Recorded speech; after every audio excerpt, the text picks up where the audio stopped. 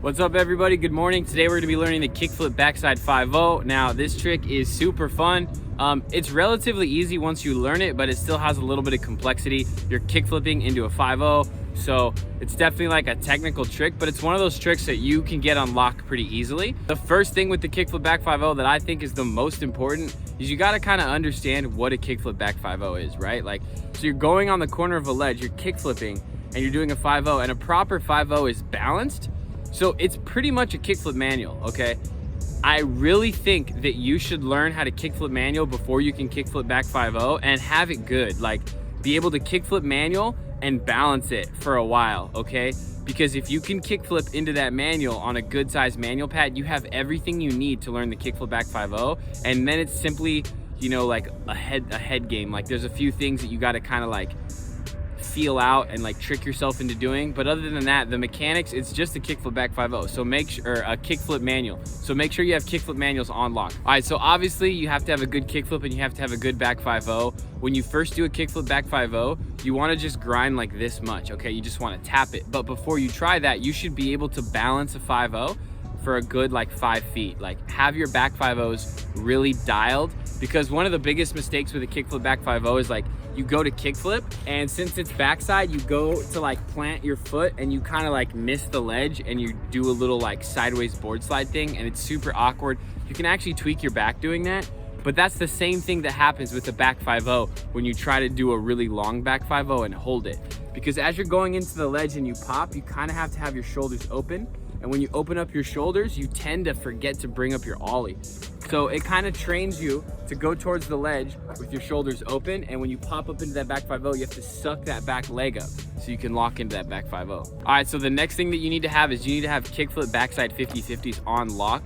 The kickflip back 5-0 is essentially a kickflip back 50, except for after you pop, you just shift your weight back and you go into that manual position, okay? So have your kickflip back 50s dialed. And so now that we've done all the legwork for this trick, there's like 2 things that I really think that you should keep in mind with this trick. And if you have the kickflip manual and the kickflip back 50 on lock, these 2 little things are really gonna help you nail the trick.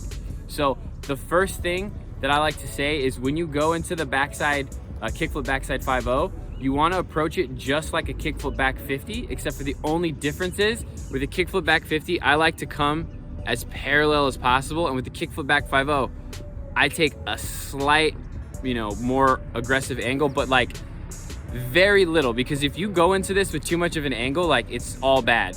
But with the kickflip back 50, I almost go perfectly parallel with a slight angle, and with the kickflip back 5-0, I go into a little bit more of an angle. And the reason I do this is because when you do a kickflip back 50, you're flipping straight, and both trucks need to land straight on the ledge, okay?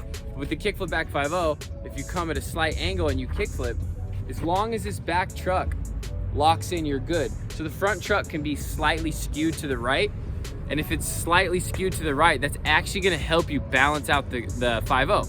And that also ties into the other thing about this trick that you need to understand is when you do kickflip back 50, your shoulders are straight. When you do kickflip back 5-0, you want to have your shoulders slightly open, and that allows you to like balance out on the back 5-0, okay?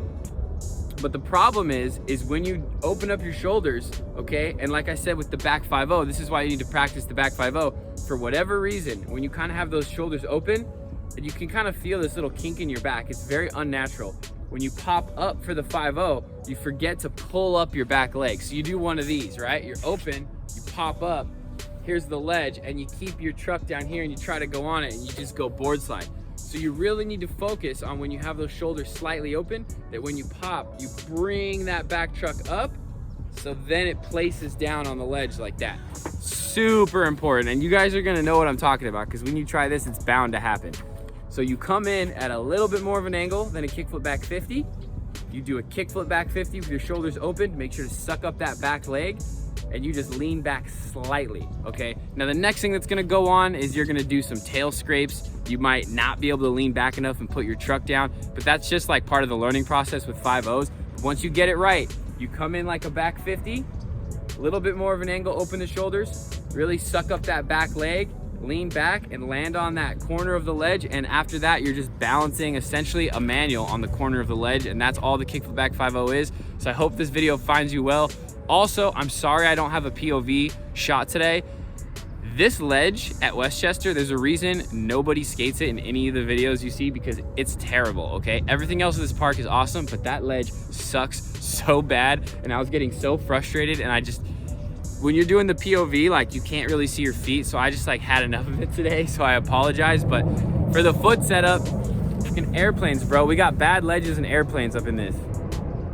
Oh my gosh. Okay, so for the foot setup, just like a kickflip, but you put your foot a little bit off the board so you get a quicker flick. That's all it is. You want to set up just like a kickflip, but a little bit quicker of a kickflip so you can get it up on the ledge. And that's the Kickflip Back 5.0. Like, comment, subscribe. I'll see you guys on the next one. Peace.